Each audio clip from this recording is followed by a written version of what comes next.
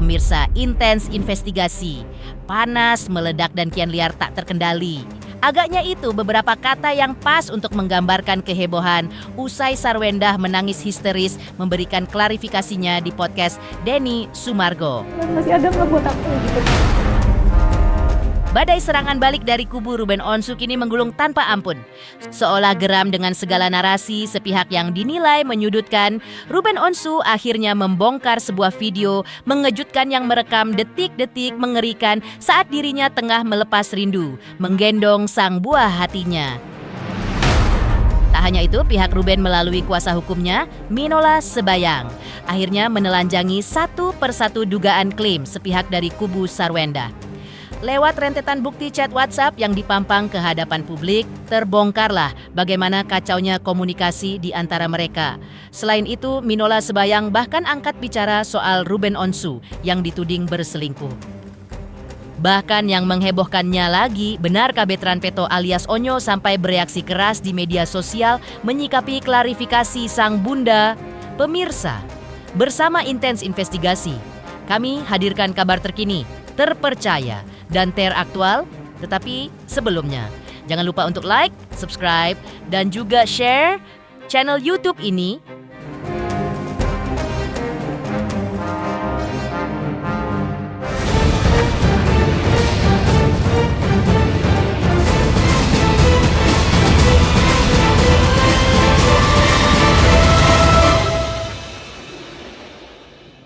Nggak mau sampai mereka cari nyaman di luar.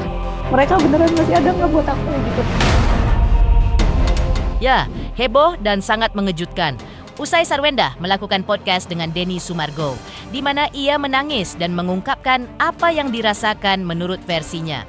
Hal ini memang agaknya langsung memancing kubu Ruben Onsu untuk segera bereaksi keras. Ruben Onsu menggebrak media sosial dengan memposting sebuah video yang tak terduga. Video tersebut bukanlah sebuah video baru, tetapi video yang sempat diunggah oleh Ruben sebelumnya dan merekam momen mengharukan saat ia tengah menggendong anaknya di sebuah tempat latihan balet. Namun yang membuat publik tercengang adalah bukan tentang video Ruben yang tengah momen melepas rindu itu dengan anak-anaknya itu, tetapi terkait caption Ruben yang menyatakan sempat terkejut saat anaknya mendadak dipanggil oleh Sarwendah. Menurut penuturan Ruben, ekspresi Sarwendah saat memanggil dan membawa pergi anaknya itu terlihat sangat marah hingga membuat anak-anaknya menjadi ketakutan.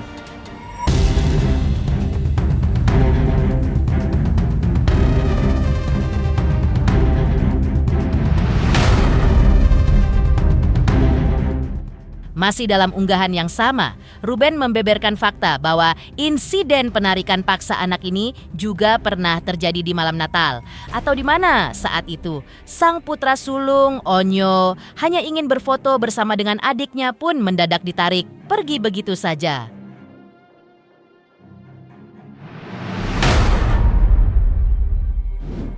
Genderang perang pembuktian pun makin ditabuh kencang. Seolah kembali membantah narasi Sarwendah yang mengklaim selalu terbuka soal anak. Kuasa hukum Ruben Onsu, Minola Sebayang, akhirnya menelanjangi satu persatu bukti chat WhatsApp. Minola membongkar bagaimana buruknya komunikasi Sarwendah terhadap Ruben. Minola menegaskan, rentetan chat ini membuktikan bahwa Ruben selalu berusaha menjalin komunikasi dengan baik, namun selalu dibalas dengan sikap yang seolah tak peduli. Oke bun, pakai batik kan gitu loh. Jadi artinya mungkin mereka janjian untuk ketemu di rumah, di sekolah anak gitu loh. Ruben bilang, oke bun, pakai batik kan? Iya ya, mau pakai batik aja ya, jawabannya dia. Ada ide lain nggak? Komunikasi kan bagus nih ya. Itu ide aku aja. Ya nggak apa-apa, aku mah ikut. Oke bun, ini 1 hari sebelumnya. Berikutnya muncul Ruben bilang, aku udah nyampe ya bun, di jalan. Ya ayah, kata S. Ya bun, tadi aku pikir masih sama pakai batik sesuai janjian, karena ternyata S-nya datang tidak pakai batik.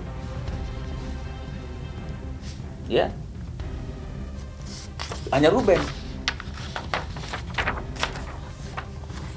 Ruben tanya, ini kenapa berubah? Tahu gitu aku pakai kemeja rapi aja. kata Ruben candanya ya. Maaf, aku skip banget. Tadi disiapin baju, jadi langsung pakai aja.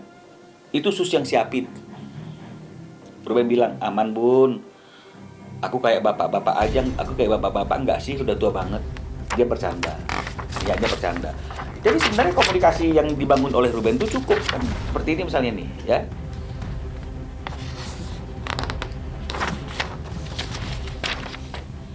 Harusnya kalau memang dia meninggalkan anak-anak, yang pertama dia informasikan itu adalah ayahnya. Ruben gak diinformasikan, dia bingung. Jawaban S kan seperti biasanya. Ini apa gitu, yang menyimpang. Pas aku harus laporan, bukan kamu harus laporan, kan aku tahu anak-anak itu ada di mana, kamu kalau nggak ada aku bisa bantu urusin, kan ini anak-anak kita. Ya saya baca dengan bukti aja nih ya.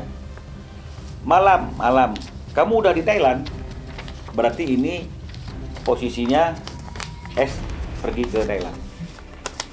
Ini untuk membuktikan apa nih? Jangan nanti dianggap mungkin ini untuk membuktikan komunikasi. Ya, Ruben terus kok ngajak komunikasi. Ya. Nanti jadi gini, karena dia langsung merujuk kepada chatnya S sebelumnya. S bilang gini, nanti aku juga ada jadwal ke Thailand ya, dan udah juga ada Nai, Nene dan Yeye, dan pas anak-anak ada sekolah dan les juga ya. Jadi artinya dia yang memutuskan. Jadi kalau dibilang mayoritas Ruben yang memutuskan, saya juga bingung. Karena di sini kan dilihat tuh, aku mau ke Thailand, ada jadwal ke Thailand, nanti Nene dan Yeye, berarti kakek dan nenek. Loh, soalnya Ruben bilang, soalnya informasinya cuma ini, tapi nggak ada tanggal loh, kata Ruben. Karena masih rencana, planning, kan nggak ada tanggal ya. Nah, dia jawab, iya, ada Nene dan Yeye di rumah. Kan kemarin udah bilang. Ruben bilang, iya, tanggal dikasih tahu, jadi aku tahu, kan aku tektokan ke kamu. Iya, jadi pertanyaannya tiap aku pergi, aku tuh harus kasih tahu kamu. Seolah belum cukup, Minola Sebayang kembali membeberkan bukti chat WhatsApp lainnya yang tak kalah menyesakan dada. Menurutnya, ketika Ruben Onsu dengan itikad baik meminta dan menanyakan jadwal libur kegiatan sekolah kedua putrinya demi bisa mengatur waktu jalan bersama, Ruben justru tidak mendapatkan tanggal yang pasti. Dan sebaliknya, Ruben justru mendapat jawaban dan balasan yang sangat ketus dari Sarwenda yang seolah tidak mempedulikan urusan mantan suaminya dengan anak-anak. Hal inilah yang membuat Ruben akhirnya menyerah dan memutuskan untuk menggunakan jasa pengacara demi menuntut haknya bertemu anak. Tentang jam libur, ya, Ruben bertanya nih, tanggal libur apa tetap sama? Jadi kapan bisa jalan sama anak-anak? Jadi kalau dia bilang, Ruben yang gak ada waktu. Aduh, Masya Allah. Ya, Ruben yang gak ada waktu. Sementara Ruben tanya nih, jadi kapan bisa jalan sama anak-anak? Karena Ruben tanya tanggal liburnya. Jawabannya dia, oh karena dari dulu kan kamu juga gak pernah tanya tanggal anak-anak di sekolah. Karena masih satu rumah. Oke, les semua masih kan, karena dulu kan dan sekarang beda kan, gitulah jawaban Rubennya ya. Nah, besok ambil raport katanya. Kok dadakan? Ini Ruben bilang, kok dadakan? Les masih dan balik juga. Biasa juga selalu aku yang ambil raport. Kamu kan bilang kalau sekolah anak-anak aku yang urus aja. Kamu juga waktu itu disuruh datang acara sekolah kan bilang nggak ngerti, kan jadi aku aja. Ini kan pada waktu masih sama. Kenapa kok selalu dulu kembali ke flashback ketika masih terikat dalam perkawinan. Sekarang sudah ada perceraian, sudah ada akta 39 yang mengatur semua mekanisme hubungan mereka dan juga hubungan mereka dengan anak-anak. Ya, Ruben jawab, masalah bisa atau tidak Bun harus dikasih tahu dan harus tahu. Jadi disitulah kita kompak hanya khusus anak. Ingat ya, kita kompak hanya untuk urusan anak-anak. Nanti boleh diambil. Kita kompak ya untuk urusan anak-anak. Nih, ya, kita kompak hanya untuk urusan anak-anak. Ya, sementara itu, dugaan serangan balik makin mematikan saat Ruben dituduh berselingkuh hanya karena kiriman kasur di apartemen. Pihak Ruben akhirnya membalas telak dan mengancam soal fitnah. Tak hanya itu, pihak Ruben juga sempat membahas mengapa Bertrand Peto tiba-tiba menulis status bohong di tengah klarifikasi sang bunda. Pemirsa Intens Investigasi, jangan lupa saksikan terus Intens Investigasi dan pastikan jangan lupa untuk like, subscribe, share, dan juga komen. Tim redaksi Intens Investigasi mengucapkan banyak terima kasih kepada semua subscribes hingga channel Intens Investigasi kini menuju 4 juta subscribes.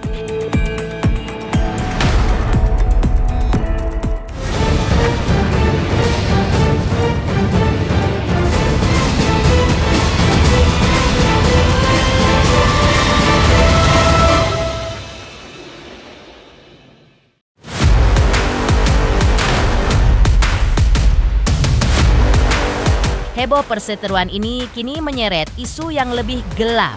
Pihak Ruben Onsu langsung bereaksi keras menyikapi perkataan Sarwendah dalam podcast Denny Sumargo yang seolah-olah menggiring opini bahwa Ruben telah berselingkuh dengan melampirkan alibi adanya pengiriman kasur ke sebuah apartemen. Menanggapi tuduhan miring tersebut, Minola Sebayang langsung mengklarifikasi sekaligus menampar balik opini tersebut. Minola menegaskan bahwa kasur yang dikirim ke apartemen itu murni adalah bentuk kerjasama, endorse atau sponsor dari sebuah merek, sebuah kasur yang mengajak Ruben untuk bekerja sama.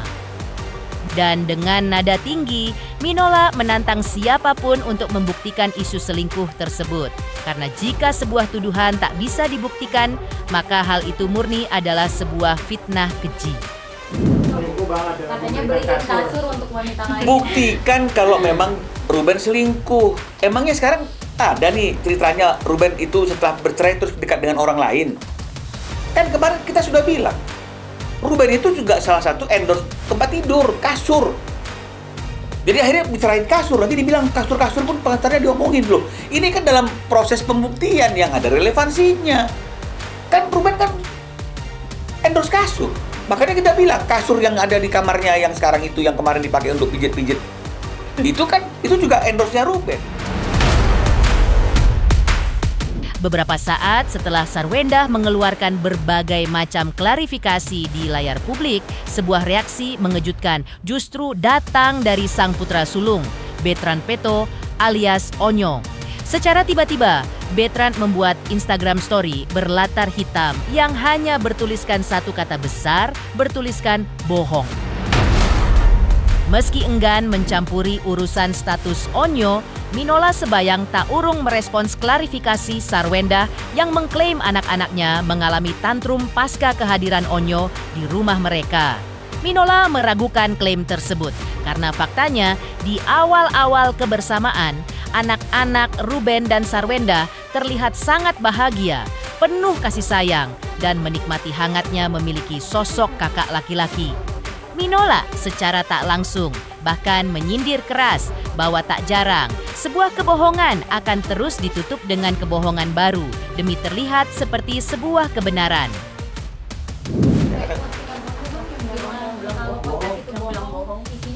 Ya saya kan nggak bisa komentari ya tentang kebohongan itu. Nah sekarang saya itu kan juga loh kenapa tantrum gitu loh. Kenapa tantrum? Kira-kira kalau saya nggak tahu sih ya, mungkin nggak sih anak yang di bawah umur tiba-tiba ada tambahan satu orang lagi di rumah itu kan rumah tuh rame tuh ya, terus apakah dia nggak justru sebaliknya happy punya teman main, dia hanya punya saudara perempuan tiba-tiba ada punya saudara laki-laki kan gitu kira-kira intinya. Dan bagaimana sayangnya Onyo sama adik-adiknya dan bagaimana kemesraan adik-adiknya kepada Onyo kemarin-kemarin kok tiba-tiba sekarang tantrum gitu. Jadi ini yang saya katakan tadi itu saya nggak bisa berkata-kata yang berhitorika gitu. Makanya saya katakan bahwa kadang-kadang memang seperti yang saya katakan itu pepatah bilang kalau kebohongan itu kadang-kadang harus ditutup dengan kebohongan baru dan begitu seterusnya sehingga kebohongan itu kelihatan seperti suatu kebenaran kan begitu. Sementara Sementara itu, masih di tengah perang bongkar chat dan dugaan selingkuh, Komnas Anak kembali angkat bicara.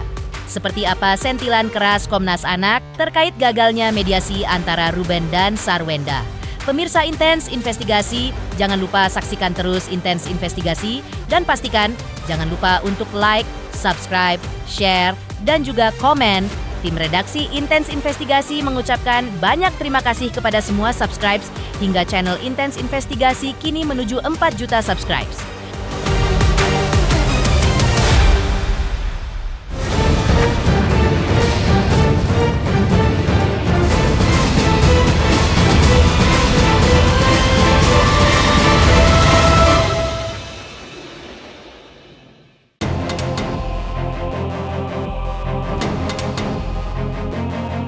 Kian liarnya polemik sengketa hak asuh yang dihiasi adu bukti chat dan drama media sosial membuat Komisi Nasional Perlindungan Anak merasa miris menanggapi masuknya gugatan hak perwalian anak yang dilayangkan pihak Ruben. Ketua Komnas Anak, Agustinus Sirait, menegaskan sebuah prinsip utama. Bagi Komnas Anak, dimanapun anak itu berada, baik bersama Sarwenda maupun berpindah ke tangan Ruben Onsu, hak anak untuk mendapatkan waktu dan limpahan kasih sayang utuh dari kedua orang tuanya adalah hal yang mutlak dan wajib dipenuhi. Agustinus juga menilai gagalnya proses mediasi dan macetnya komunikasi antara Ruben dan Sarwenda seharusnya tak perlu terjadi. Ia menyentil keras bahwa disinilah letak kedewasaan kedua orang tua diuji untuk duduk bersama dan membereskan ego masa lalu demi kebahagiaan anak-anak yang tak berdosa. Kalau sampai di titik ini kan Ruben mengajukan hak perwalian anak, berarti menurut dia dan pengacara ada data-data tambahan yang bisa disampaikan ke hakim ya, pengadilan untuk bisa memindahkan hak perwalian anak ke Ruben. Itu satu poin ya, tapi menurut saya sebetulnya perpindahan ini tidak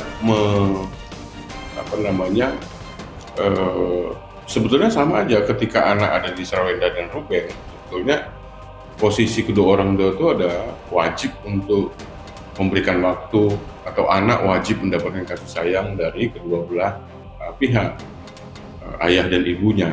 Sebetulnya hanya pindah tempat aja, tapi kewajiban orang tua, haknya anak wajib dipenuhi tetap sama seperti itu. Nah, kalau mengenai mediasi dengan diajukan hak perwalian anak, artinya kan memang mediasi nggak terpenuhi seperti itu. Harusnya kan ini semua bisa diperbincangkan sebetulnya.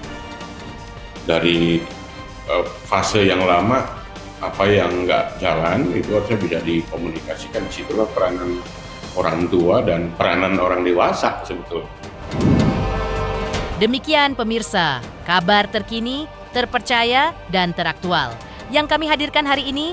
Jangan lupa saksikan terusi Intens Investigasi. Dan pastikan jangan lupa untuk like, subscribe, share, dan juga komen. Tim redaksi Intens Investigasi mengucapkan banyak terima kasih kepada semua subscribes hingga channel Intens Investigasi kini menuju 4 juta subscribes.